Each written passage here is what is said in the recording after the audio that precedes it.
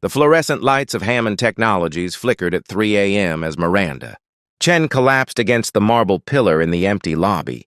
Her Valentino heels scattered beside her like abandoned armor. Blood dripped from her palms where she'd gripped her car steering. Wheel so tightly that her perfectly manicured nails had drawn crescents into her own skin. The CEO of a billion-dollar empire sat crumpled on the cold floor, mascara streaming down her face, unable to remember how she'd driven here or why her body had automatically brought her to the one place she'd built from. Nothing, the place that had cost her everything else. She didn't hear the gentle squeak of the maintenance cart at first. Didn't notice the man who stopped mid-stride when he saw her there. Marcus Williams had been cleaning these floors for 3 years, always during the graveyard shift when the executives were home in their mansions, and he could work in peace, before picking up his daughter from his mother's house at dawn. He'd seen plenty of things in this building, forgotten laptops, spilled coffee, once even a proposal staged in the conference room. But he'd never seen the untouchable Miranda Chen look anything less than invincible. "Ma'am?" His voice was soft, careful. "Are you hurt?" Miranda's head snapped up, her vulnerability instantly replaced by something harder, a wall she'd spent 20 years perfecting. "I'm fine. I just need a moment. Alone." The words came out sharper than she intended, each syllable a tiny blade meant to cut the space between them. Marcus nodded slowly, but he didn't leave. Instead, he rolled his cart to the side and sat down on the floor about 10 feet away from her, his back against the opposite wall. He pulled out a thermos and a small paper bag, the kind that came from corner delis, not Michelin-starred restaurants. "What are you doing?" Miranda's voice cracked despite her attempt at authority. "Having my break," Marcus said simply, unwrapping a sandwich. "Figured if you're gonna sit on the floor at 3 in the morning, least I can do is keep you company from over here. Don't worry, I won't talk if you don't want me to." Something in Miranda broke a little more.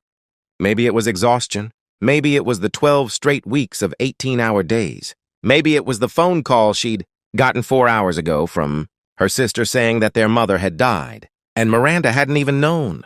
She was sick because it had been 9 months since they'd last spoken. Maybe it was all of it.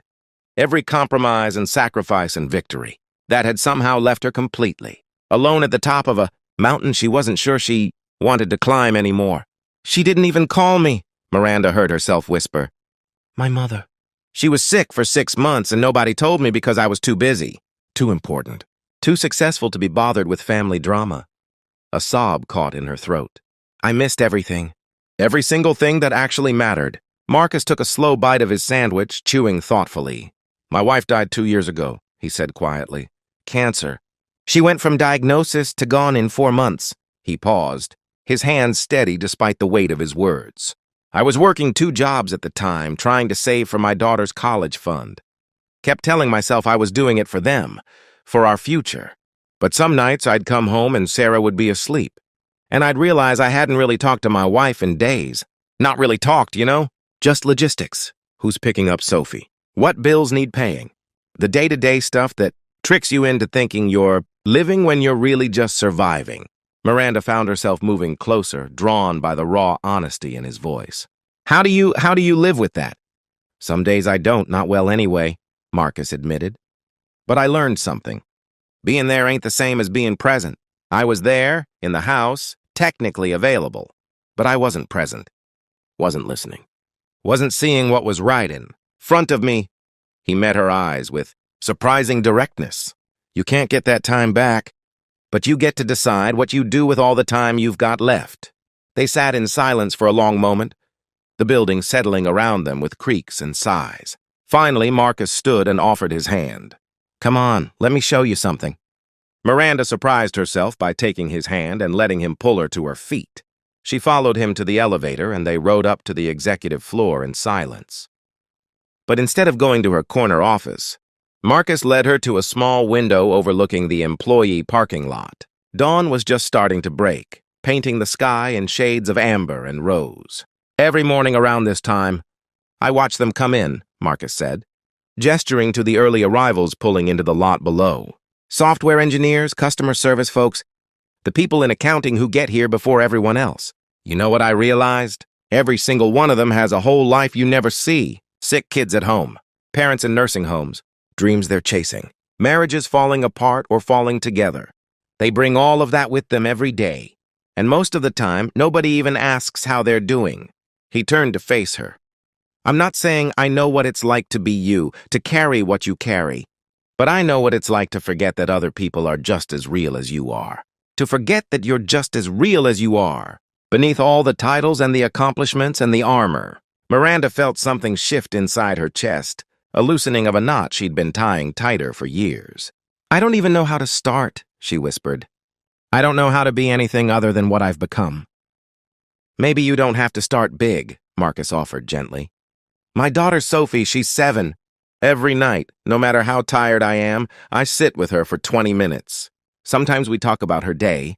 Sometimes we just read a book together or she shows me her drawings. 20 minutes, that's all. But those 20 minutes, they're the realest part of my whole day. They remind me why I'm doing any of this in the first place. Miranda thought about her own sister, about the niece and nephew she barely knew, about the staff who worked for her and the executives, who reported to her and how rarely she'd ever asked any of them about their lives beyond their productivity metrics. She thought about the life she'd built so carefully and how hollow it felt when nobody was there to share it with. I'm taking the rest of the week off, she said suddenly, the decision forming as she spoke. I need to go home. To my actual home where I grew up. I need to bury my mother and talk to my sister and figure out who I am when I'm not. Being the CEO, Marcus smiled, a warm expression that crinkled the corners of his eyes. That sounds like a good start. As Miranda turned to leave, she paused. What's your daughter's name again, Sophie? Sophie Williams. She's got a heart condition, actually. That's part of why I work nights, the insurance. Through your company covers her treatment. And the shift differential helps with the medical bills that insurance doesn't cover. Miranda felt her chest tighten. She made a mental note, not as a CEO calculating public relations, but as a human being who had just been reminded what actually mattered. When I get back, I'd like to review our health coverage policies. And Marcus, thank you for sitting with me, for telling me the truth. 3 weeks later, Miranda returned to Hammond Technologies different. Not completely transformed, that would be a lie, but changed in small, significant ways. She started leaving the office by 7 instead of 10.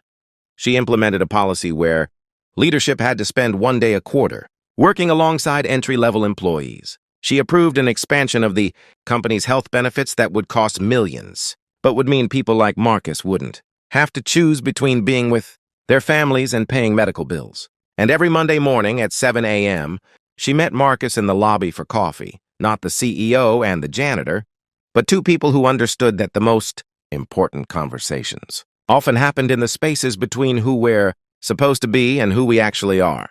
The woman who'd arrived broken at 3 a.m.